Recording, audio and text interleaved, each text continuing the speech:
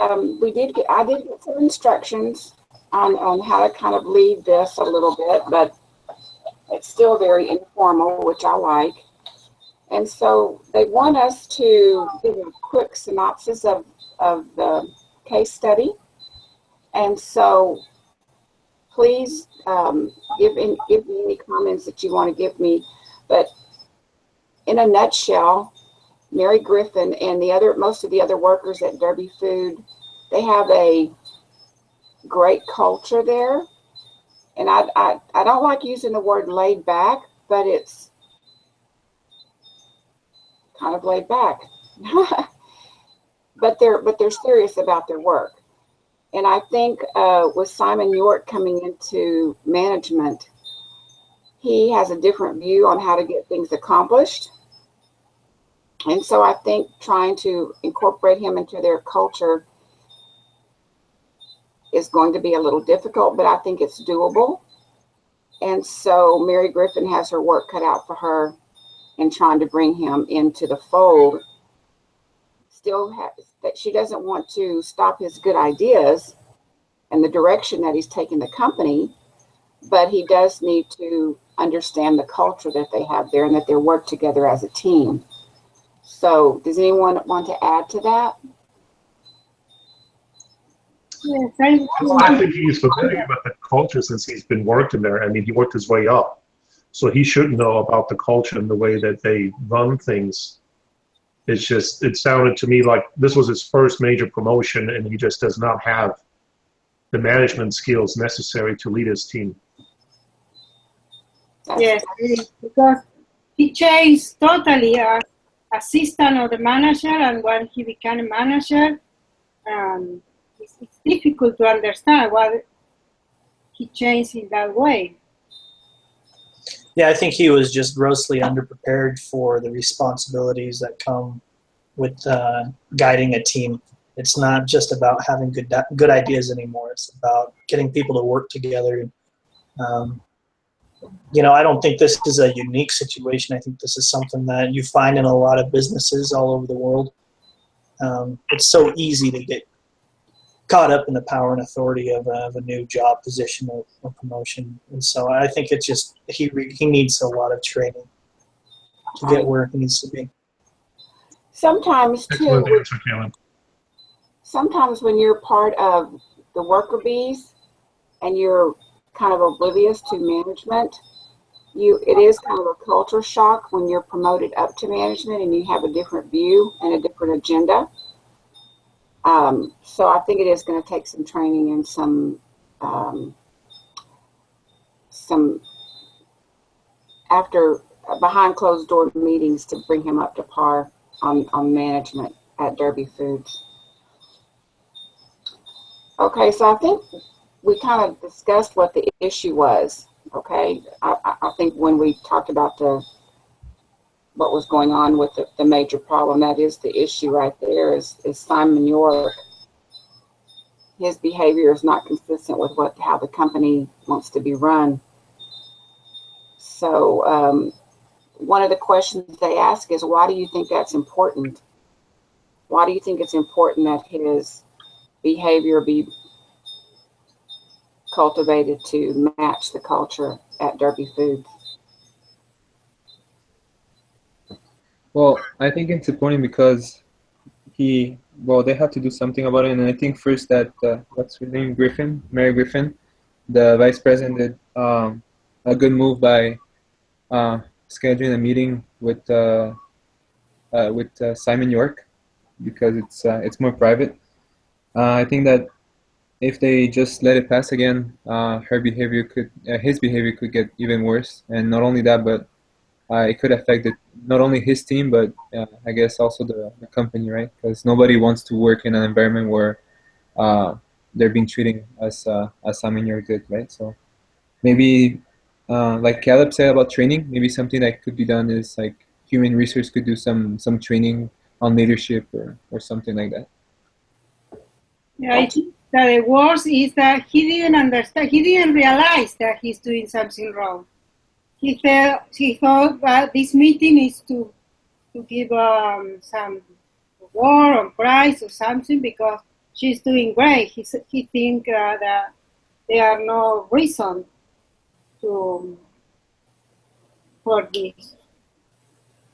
Or I don't know what to explain, but I think that he feel proud of his behavior. He think that he's doing well. That is not, because if the employees are not happy, they are not loyal, they are not honest with the company. They want to leave. That's good. That's good. What do you think about his behavior in the boardroom when he embarrassed that one worker who made the mistake? I don't know. Honestly, you guys, I couldn't tell you right now because my classes are all kind of so similar. I don't know what class it's for, but right now I'm reading The Speed of Trust for one of my classes. It's this one, Caleb. It's this class? Okay. Yeah. But yeah, I think as listening to that story and having read part of The Speed of Trust so far, that's the first thing that I thought of was that especially the situation in the boardroom when he called out that team member, and that team member already acknowledged their issue, committed to make a change and be different in the future. To call him out like that, it was embarrassing for him. And based on the reaction of the other team members, it seems like it's probably not the first time it's happened.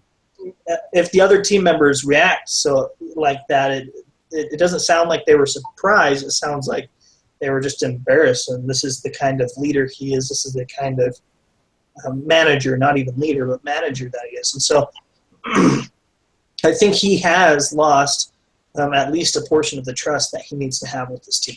And that is a key factor to performance and company culture.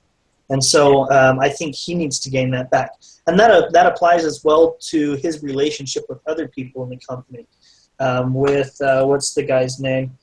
Shelburne from production. There is no trust between those two either because York just came out and just laid into his team without having any kind of conflict resolution discussion with other management beforehand. So he's lost trust there. He's lost trust within his own team, and now he's lost trust with his supervisor because she's observing all these issues that are happening. So he is in a downward spiral, I think, and it's so critical that intervention is made at this point so that he can gain as much trust back as possible, or else it's gonna hurt him in his career, at least in the company he's in, and his ability to succeed, because it doesn't matter how many good ideas you have, if they aren't followed through and they aren't performed and executed, then they're not worth anything, and they won't be executed until he's able to build that trust again. That's excellent. Thank you. Does anyone else have a comment to make about the behaviors, York's behaviors? Yeah, from the book that we're reading, I mean, Covey makes it very clear that trust can be restored really quickly, but I think it would take some humility on his part to just admit to his employees, to his team, say, look, I'm sorry, and kind of have an open discussion with them and what he's willing to change and probably do a better job at it, relaying his expectations. He's not a bad employee. I mean, it's very clear from his past performance and dealing with the previous brand manager over that category, that he was able to work with him and kind of lead that senior manager to embrace new methods of marketing, primarily the social marketing and social network engineering to bring the brand, into the 21st century. So he is a good employee. He as an employee, he understood how to get his manager to do what he wanted him to do. So obviously they promoted him because they liked what they saw. Now it's just a matter of teaching him to implement similar ways of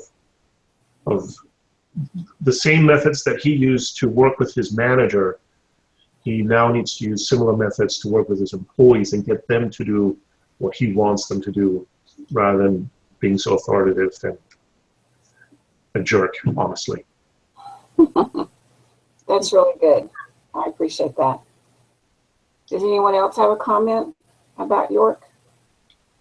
Yeah, I agree with her because he said about he need to ask forgiveness for his team. He need to say sorry. But according with the book we're reading, they say sorry is not enough. He need to do restitution. We need to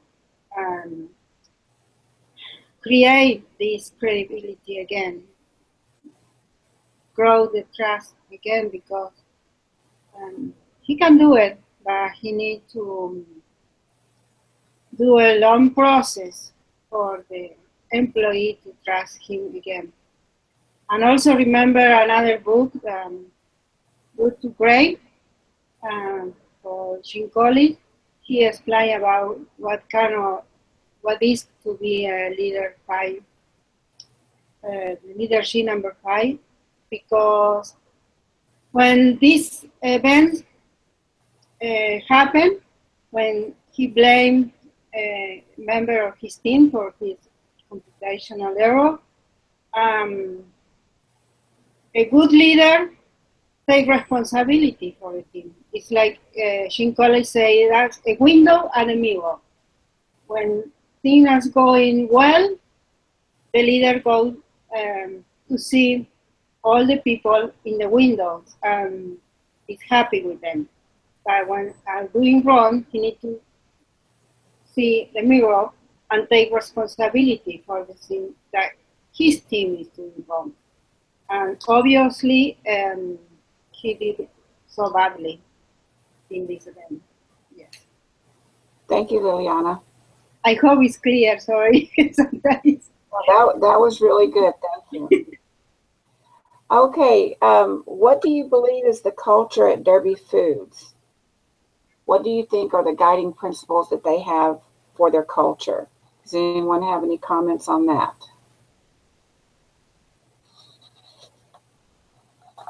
I'll give you what I think their culture is. They're hardworking. They're definitely they're a team. They support each other. They get excited for the new ideas. The other managers seemed really excited about York's ideas and wanted to include those ideas going forward. I'm sure there was obviously maybe a little jealousy somewhere along the line, but they don't mention it in the case study. You wouldn't be human if you didn't have a little bit of jealousy, but on the whole, I think they were excited for the company, for the new ideas that they were bringing to the table. So I think they're hardworking, but yet they do have respect for each other and respect for the other managers and their teams. So does anyone else have any ideas on what they think the culture is? I think they have an application because the manager is John Shelburne. Feel free to face Mary Griffin and explain the situation that's going wrong. We lost you. Are you there? I'm here. Okay. So Well, it's important that they feel confident to talk, to communicate with a high-level director. He's the vice president of the company. well, John Shelburne seemed to feel pretty confident in being able to go right up to her and voice his concerns and his complaints with her. So they probably have an open door policy on just getting things out in the open, which is good. And also she's open to to create a meeting with Shore right away. Right. Sorry. You're fine. I think there's also a culture of innovation. Just they were talking about, or it mentions in the case study that the companies, like the brand that York was working on, is 150 plus years old, and he's like rejuvenated it and added some youth to it. And that sounds like that's something that hasn't always been part of the culture, but it is now. In entrepreneurship, it sounds like that's something that they're kind of taking in as part of their culture, and it's creating some success for them. Yeah, when I was reading the case, also I don't know, I kind of have the feeling that they know that what's his name again? They know that York is really important for them, right? So he did some major changes for the company, and like Caleb said before, I think it was, or Liliana, regarding how other managers were also agreeing with his new ideas, the innovation he brought on the products and all that. And the fact that nobody said nothing when he when he was meeting with with his assistant made me feel while I was reading that maybe they know that he's a leader. He has great ideas. They wanna like have in his team, and I don't know if that would be a reason why nobody reacted in the meeting. But definitely the the because of the other guy, what's his name again, Shelburne, that went to talk directly to the vice president. I think that this can like the issue can be resolved before it grows, right? Before it becomes like a habit or something that can be done with whatever manager wants to do with whatever employee that they have. So it's definitely a good culture in the sense of like Mary Griffin, the vice president, will talk to York about it, and hopefully uh, she's gonna make him realize what happened and that he cannot continue to do those kind of stuff, right? Does anyone else have a comment?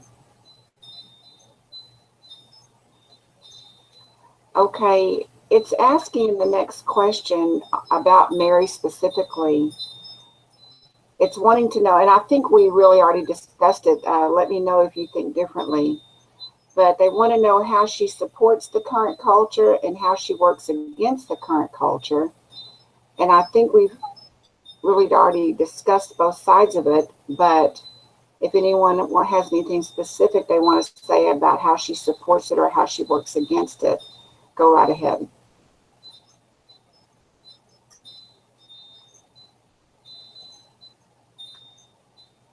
Okay. She's really supporting in the way she wants to listen. This guy, Sean Shelburne, he's great for his intervention, for explain the situation to her, and also for be willing to meet Short and try to give him feedback. So, I think one of the things that she did working against the culture was, if you noticed in the very first paragraph, it said that she was kind of cringing when she saw John Shelburne walking toward her. It's like she already knew something was getting ready to happen. So I think she had an idea. I mean, you can't be vice president of consumer products and not realize something that's going on or hear people talking. But I think she knew something was going along, and she was kind of delaying having that talk with Simon. So I think making that delay and not bringing him behind closed doors almost immediately, that maybe worked against the culture, but I think she was getting ready to correct that, which is a good thing. Does anyone else have a comment? Okay, the next question is, we're going to talk about Simon. again, how did he support the culture and how did he work against the culture? And we have talked a little bit about how he worked against the culture, but I don't think we really talked about how he did support the culture, if anyone wants to talk about that.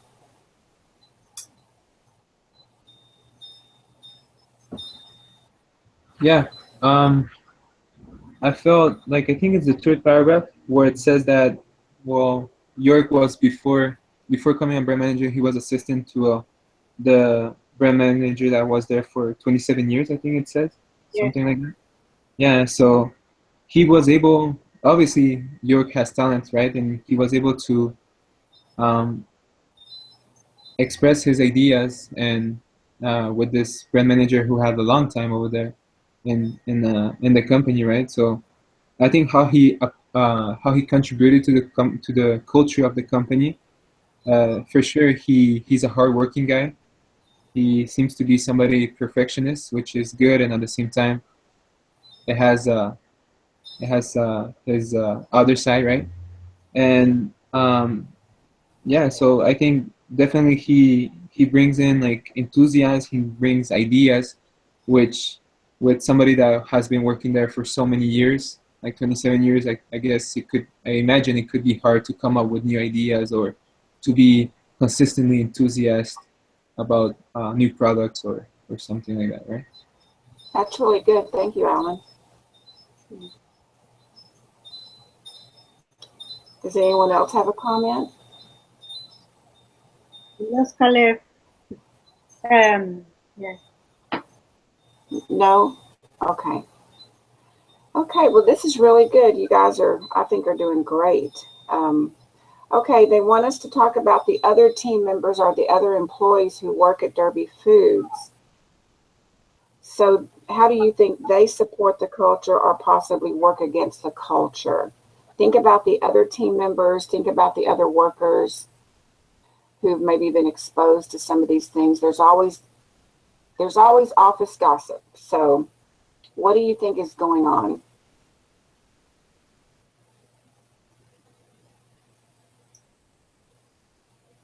I think your team is not happy. It's not happy with the behavior of his leader, of Simon. So if you're not happy, Liliana, what should they have done if they weren't happy about what was going on? What do you think they should have done?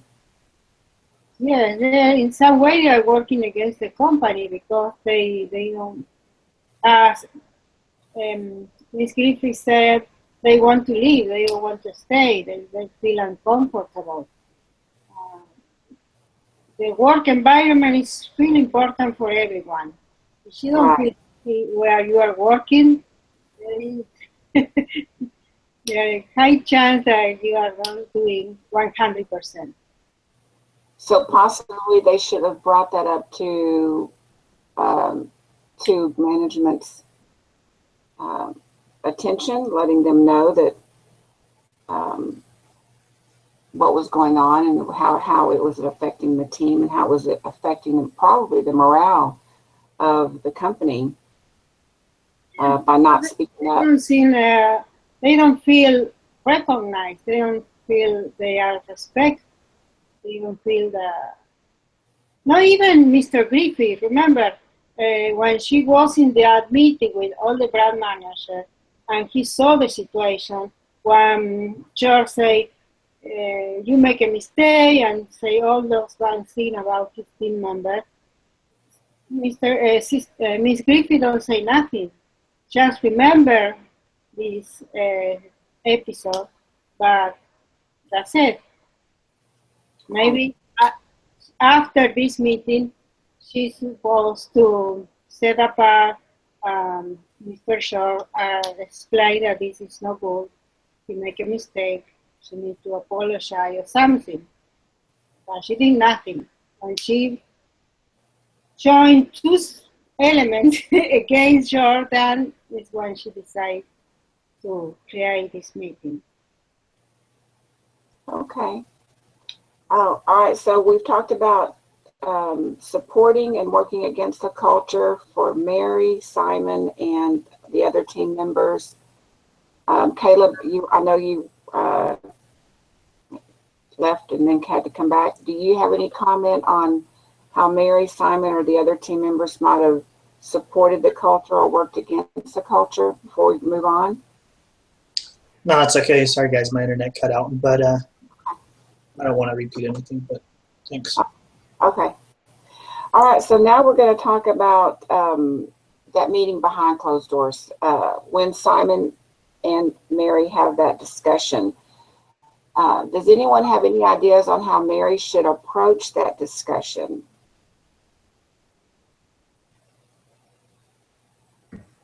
I think maybe something. I think Go ahead, Herb. I think she should. I think the reason for him to be so driven and so focused on making sure that his team meets it. I think he's. How should I say that? I think he's holding himself and his team too high a standard, and I think that's getting in the way. So I think Mary should focus on making him feel comfortable. I think she should reiterate why they promoted him. She should focus on his qualities that make him a great employee and that have helped him to be successful in the past. But with that, she needs to make it very clear that the expectation now for him as a manager is to be an ambassador for his employees and to be a mentor to his employees and focus on bringing them together, not necessarily have them be who he wants them to be, but use their abilities and their talents to make the team the best that it can be. And honestly, I think she should just suggest for him to have some training, either through a mentor that's already employed for them, a mentor in the industry that she trusts, or if that all fails, then they need to look outside for some workshop, some seminar that he can attend so he can develop those skills. I mean, just like the book we're reading, you know, those management styles can be learned, but they have to be.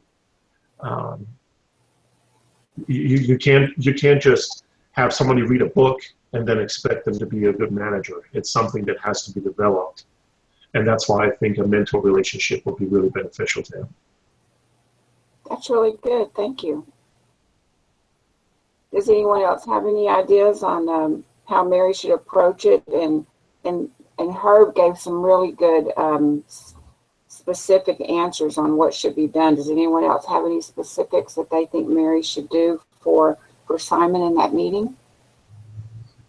Yeah, I think maybe Mary Griffin should also. Well, for us, it seems pretty obvious that he meant to be mean, right? But I don't know if he realized what he was doing when he, I guess, humiliated the assistant, right? But maybe some way to approach it, to start the conversation, is to figure out if he knew what happened in that meeting. And also, just like Herb say, like some training would be, or some mentor that's even better, would be a great idea to help him understand or develop as a stronger leader, and at the same time supporting his team, right? So I think actually being a mentor is a great idea, right? To be able to find somebody to teach him a little bit more about how to be a good leader and how to be a good team member, right? So I agree with what's been said. I think that I think it's important that his team members are able to share their perspective. Again, it's like Alan just said, he may not have any idea. He may not have realized what the position that he put his team members in and how his reactions to conflict are causing issues between different teams and team members. So I think it's if it were me, holding that meeting, I would, bring up the situation Again, like Herb said, I would start by saying, look, you're a great employee. You're so important to us for these reasons. These are your strengths. We're so excited to have you as a leader. But I want to address a couple of issues. And then I would come out and say, this is the perspective that's been shared with me. And we're just looking for some clarification and see how we can, better manage these situations. And then discuss what has been perceived already by other employees. And then give him the chance to come up with his own solution. Give him the chance to talk about how he thinks he's done wrong and perhaps he could change or be better. And then from there, I think I would utilize, the technology that we have. It's easy enough to create a survey through Google Surveys. And I would create a survey, send it out to all the employees. And this is not because of him, but this is because if he's, as a manager in this position, it's very possible that there are other managers that could learn from a situation like this. And so I wouldn't target him, but it would be send out a survey to everyone in the company and ask for feedback about their managers. And then look at, try to hone in on specific skills or issues that can be addressed.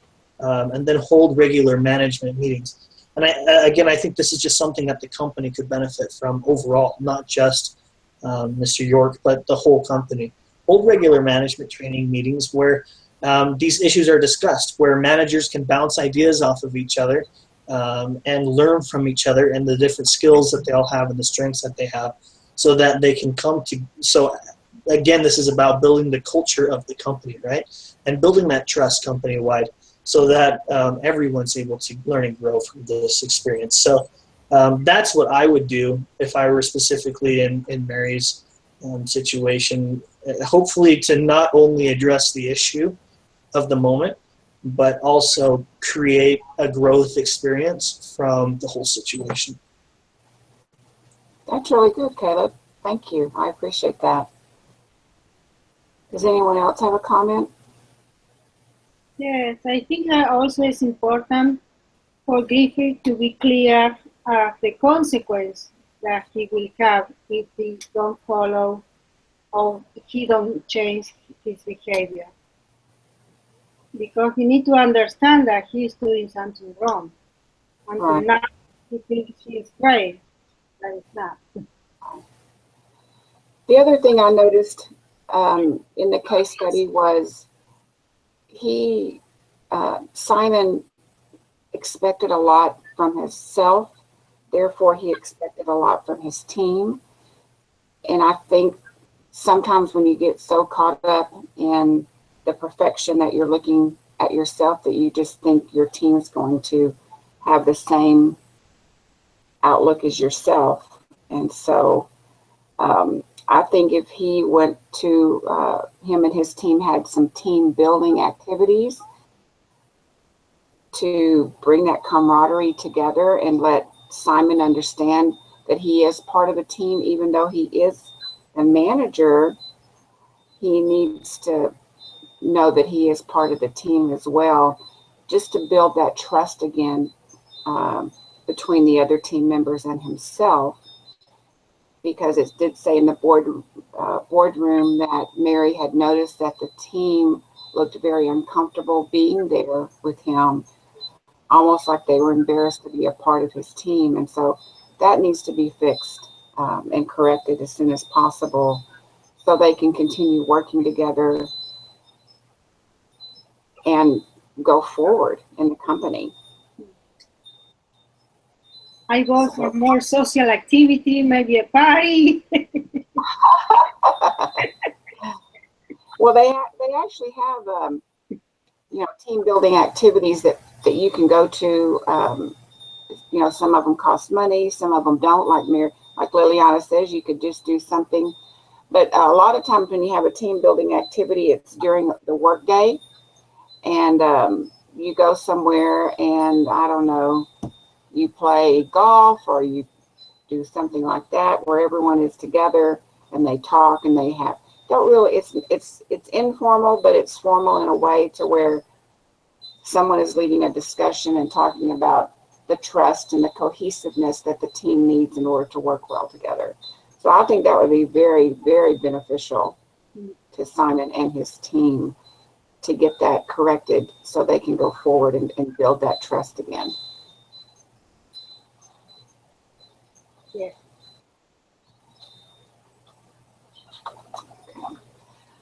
I think we're doing fabulous, you guys. Okay. Basically, we're getting to the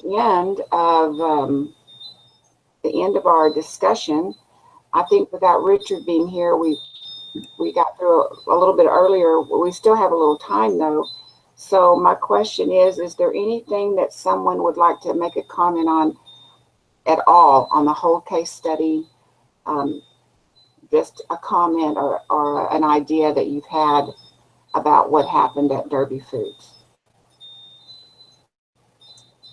I had another thought. Part of my what do you call report on the case study, case analysis. Another idea that I thought is a critical area that they need to work on is just quality control overall. For the assistant brand manager to have made the mistake he did, and for it to not have been caught. Granted, they had this meeting where they presented the materials internally, and they were able to catch the information there. But imagine what would have happened if they hadn't had that. In fact, York mentions that, oh, it's a good thing this is, this isn't the real thing, or else this could hurt you. I don't think that as the assistant brand manager, he is solely responsible for that. I think that in an effective work environment, there should be a check and balance system. His materials should have been reviewed by one or some of his peers and or managers, and that would help omit those errors. Again, the same basic principle of quality control should also be applied in interdepartmental projects. The product that was not created the way York wanted it to be created, I don't think it's the production team's fault solely. He should have seen the first print or a couple of prints before the whole thing was completely through production. That way they would have been able to avoid printing everything and having it all wrong. I think that they need to have that part of their process as well. Get the prototype done, or the first print or batch of prints or whatever, take it to whoever's in charge of that product and make sure that it is approved and it is up to par. That way they don't have these explosions afterwards, and they don't have this conflict to begin with because their quality is at such a high level. So that was the other major issue that I found in this case, that I think that there's a lot of little things that can be done. And again, I think this is something that exists in every company, but just the checks and balances, making sure that the work is done right the first time. And it's not about people underperforming, it's about simple mistakes. And that can happen to anyone at any time. It doesn't matter how much experience you have. And so that system of checking to guarantee quality should be a part of regular everyday business to help avoid these conflicts and problems that arise later on. Thank you, Caleb. That was excellent. I had not even thought about that. I like that. So I do have a question on how Simon charged onto the production floor and was yelling at those employees. What should he have done when he found that mistake? How should he have handled that? I think that there should be a standard set within the company that anytime there's any kind of conflict should always be resolved behind doors or in a private setting. So in that situation, he first should have just gone to Shelburne and asked, hey, can we talk about something real quick? Non-confrontational, just, there's an issue. Let's find a solution. pull him aside and say, this isn't exactly what I expected. Where are we in the process? How can we change it? How can we create a solution? Again, I don't think that the production team was at fault in this. Maybe there was a miscommunication in, taking the design and implementing it, but that's neither here nor there because it's so complicated, that whole process. So I think that he was way out of line, in my opinion. York was way out of line, in my opinion, and he should have been able to, see an issue, and instead of being a problem observer, be a problem solver, and, come up with a solution. There's nothing we can do now about what's been done. It's done. So how can we fix it moving forward? What can we do now? What is in our control to make better? And then take that and go and visit with Shelburne and have a one-on-one discussion in a private setting where they can talk about the issue and how to fix it. And if there's nothing they can do at that point, then what good does it do to chew out the production team or any, or flip out in any way, So that's what I think should be done. I think that there should be just a company in the culture. There should just be a standard of conflict is resolved behind closed doors. Thank you, Caleb. Does anyone else have?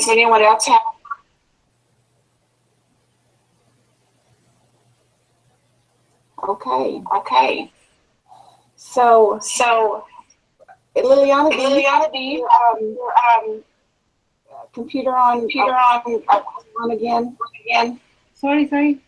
I'm hearing feedback. Oh, no, I just listening. No. Okay. So I think we're through. Any questions we start the broadcast? I'm sorry, I can't hear you. Yeah. You can't hear me? I hear. I think, Liliana, you should put mute microphone. Use my microphone. Okay, can you Hello? hear me? Yeah, I can hear you now without just okay. Okay, good. If no one else has any comments, I think we're going to go ahead and stop the broadcast. And I will post this. I think we got instructions for us to post this on the case study or the link, and I will do that. And so, Alan, you're our leader next week. So, are we going to continue to have these on Wednesdays at 7 p.m. Mountain Time? Is that going to be how every week? Is that how? I thought it was this week. I thought we had agreed on Thursday at 7. At 7. It was just this week at Wednesday, right? So yeah. Going forward, it's going to be on Thursdays at 7. That's right. Okay, good. I'm glad I brought it up. I couldn't remember. Okay, is that good with you, Caleb and Liliana? Works. Thanks. Thursdays at 7 p.m. Mountain Time. I'll go ahead and send out an email just to remind everyone, and I'll send an email to the professor letting him know that. I think I did too, letting him know that it was just Wednesdays this week and going forward.